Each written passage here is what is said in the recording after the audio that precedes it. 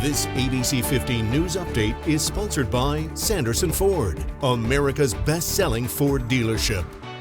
Hello, I'm Megan Thompson with your afternoon update from ABC 15 Arizona. And we do have several developing stories to bring you, starting with a barricade situation at a QuikTrip near Cactus Road and I-17. We have learned police spent the morning trying to negotiate with a man they say began setting small fires inside the gas station. We'll continue to bring you updates as we learn more on that story. And more developing news, Phoenix police are investigating a double shooting near 27th Avenue and McDowell. We've learned one man is dead from this scene. The other man involved is expected to survive. Now to Avondale. We now know one person has died and another is hurt after a shooting near Buckeye and Central Avenue. Detectives there were on scene throughout the morning investigating what happened. As soon as we get some more details on that as well, we will bring you all of those updates. Now these situations come as President Joe Biden is set to share a new plan to crack down on gun violence all across the nation. The president releasing a new executive order to try and make our communities safer. Our Amelia Fabiano explaining to us what's outlined in it. Today, President Biden plans to announce that executive order in Monterey Park, California. That was the predominantly Asian community that experienced a mass shooting back in January. 11 people died, 9 others were injured. So that's where President Biden has chosen to announce this.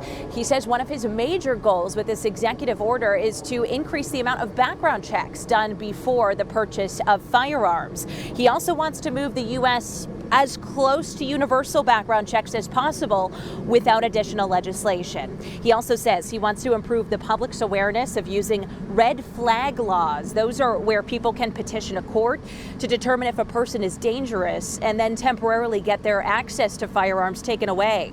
He also says he wants to expand campaigns about safe storage of firearms and address the loss or theft of firearms during shipping.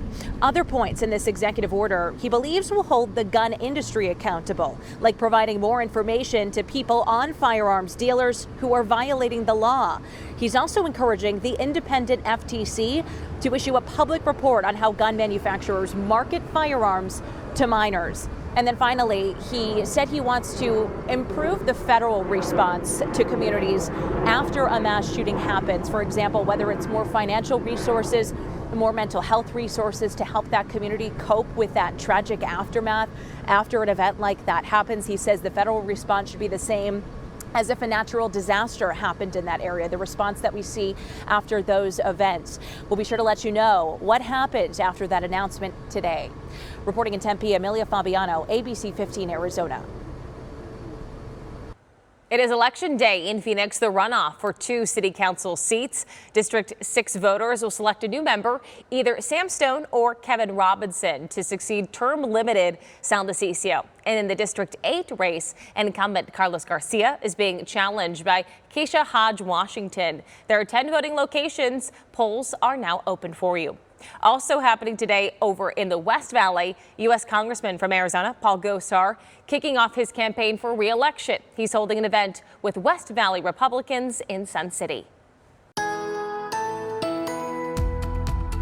Time now for that much accurate forecast. I'm meteorologist Iris Hermosillo. Partly cloudy with a high of 83 today. Warmer today than it's been the last several days, and today could mark the warmest day of the year so far. We get one more day in the 80s before a big cool down as we track our next storm system. In northern Arizona, it's highs in the 50s and 60s, but spots like Winslow could sink up to 70 degrees, 70 today out in Globe. Today we see partly cloudy skies. It'll stay dry in the valley through the daytime hours, but then going into tonight, we start to see those rain chances go up. First, late this evening, they go up out to our west. A stray shower will be possible in the valley after about 9 p.m., but better chances overnight. And tomorrow morning, we could catch some light rain in the Phoenix area with rain developing up north too. Then through the day tomorrow, showers and thunderstorms. It could impact your plans through the afternoon and your commute as well. We could see showers and thunderstorms in the valley with rain likely in northern Arizona and more snow melt and flooding. Then a little bit of snow mixing in by Thursday morning in the high country.